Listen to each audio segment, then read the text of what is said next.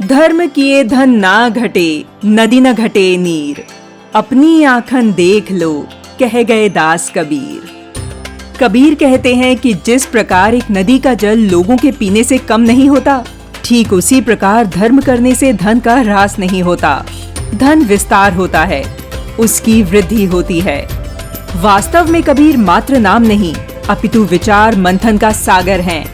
उनके कुछ विचार हम उनके दोहों के रूप में जानते हैं, उन पर चिंतन मनन करते हैं, परंतु उन्हें समझने के लिए यह नाकाफी है। संत कबीर के पद और साखियां थोड़े में ही बहुत कुछ कहने की क्षमता रखती हैं। वे अपने पदों से समाज को सही मार्ग दिखाते हैं और विदेशी आक्रांताओं पर निर्भीकता से तीखे प्रहार करते हैं।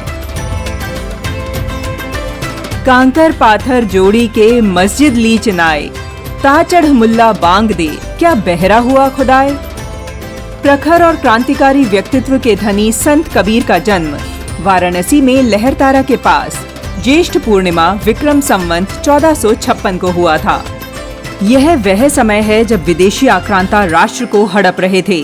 काशी क्षेत्र पर सिकंदर लोदी का शासन था। सामाजिक विषमताओं का युग था। तब संत कबीर मध्यकाल के अंध युग में अपने ज्ञान का आलोक लेकर आए। उन्होंने टूट कर बिखर रहे हिंदू समाज के एक एक मोती को भक्ति के सूत्र में पिरोया और प्रत्येक व्यक्ति को उनके धर्म के प्रति जागरूक किया। अत्यंत कठिन वेद के गूढ़ रहस्यों को वे अपने पदों के माध्यम से जन जन को सरलता से समझाते। वह कहते, राम के नाम परम पद पाया, छूटे बिघन बिकारा। इस दोहे से तात्पर्य है कि राम नाम के स्मरण से परम पद यानी ब्रह्म ज्ञान की प्राप्ति होती है तथा समस्त विघ्न विकार मिट जाते हैं। हिंदू धर्म के विशिष्ट अद्वैत वैष्णव शाखा के संत रामानंद को कबीर का गुरु माना जाता है, परंतु उस काल की स्थिति को समझकर उन्होंने सगुण उपासना से अधिक निर्गुण उपासना के माध्यम से लोक जागरण किया। मुगल शासन में निर्दोष जनता पर अत्याचार होते थे। कबीर ने इस अन्याय व शोषण के उन्मूलन का बीड़ा उठाया और धर्मांतरण करने से लोगों को रोका। सिकंदर लोदी ने कबीर को प्रताड़ित करने का घोर प्रयत्न किया, परंतु हर बार उसे मुंह की खानी पड़ी। संत कबीर आक्रमणकारियों के प्रति हिंदू समाज को जगाने का भी प्रयास करते।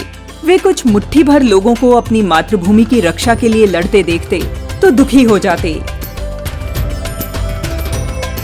सुखिया सब संसार है, खावे और सोवे, दुखिया दास कबीर है, जागे और रोवे। इस दोहे के माध्यम से दूरदृष्टा कबीर दो प्रकार की निद्रा की बात करते हैं। पहली सामाजिक और दूसरी आध्यात्मिक निद्रा। वे कहते समाज गहरी नींद में सो रहा है जो भविष्य के लिए खतरनाक है। उनकी ये चिंता सच में परिवर्तित होती आज स्पष्ट दिखाई पड़ रही है। कबीर साहित्य में जहाँ एक और वेदांत के तत्व ज्ञान, माया, प्रेम और वैराग्य की गूढ़ता मिलती है, वहीं उनके साहित्य में समाज सुधार का प्रखर शंखनाद भी है। उनकी वाणी में अंधविश्वास व कुरीतियों के विरुद्ध मुखर विरोध दिखता है। उन्होंने अपने पदों के माध्यम से आडंबरों, रूढ़िवादी परंपराओं पर निर्भीकता से चोट की। उन्होंने पशु हत्या को लेकर भी तीखा प्रहार किया और मांसाहार करने वालों को भी जमकर फटकार लगाई। उन्होंने चेतावनी देते हुए कहा, बकरी पाती खात है ताकि काढ़ी खाल, जो नर बकरी खात है तिनका कौन हवाल। इसका अर्थ है बकरी तो सिर्फ पत्ते खाती है और इतने से ही उसकी खाल उतार ली जाती है, तो सोच कर देखिए जो लोग बकरी खाते हैं उनका क्या हाल होने वाला है। तीखे प्रहारों के बावजूद कबीर के स्वर में विद्रोह, हीनता व द्वेष का भाव जरा भी नहीं दिखता। उनकी वाणी में आत्मविश्वास है, चिंता है, दूरदृष्टि है। एक सच्चे साधक में वीरता का गुण विद्यमान होता है। वीर साधक ही समाज में व्याप्त कुरीतियों पर कड़ा तीखा प्रहार कर सकता है। कबीर दास ऐसे ही वीर साधक हैं। वे सदैव भक्ति में लीन रहते और अपनी भक्ति पर भरपूर विश्वास भी करते। इसी अखंड विश्वास के बलबूते उनकी वीरता फलती फूलती और अपने तेवर दिखाती। वे कहते हैं, भक्ति देहुली राम की, नहीं कायर का काम, शीस उतारो हाथी करे, सो लेसी हरि नाम। इसका अर्थ है भक्ति करना कायरों का काम नहीं है। जो अपना सिर अपने हाथ पर लेकर चलता है वही हरि का नाम लेने की हिम्मत करे। कबीर काल में समाज हिंदू मुस्लिम के दो अलग अलग पार्टों में बंटा था।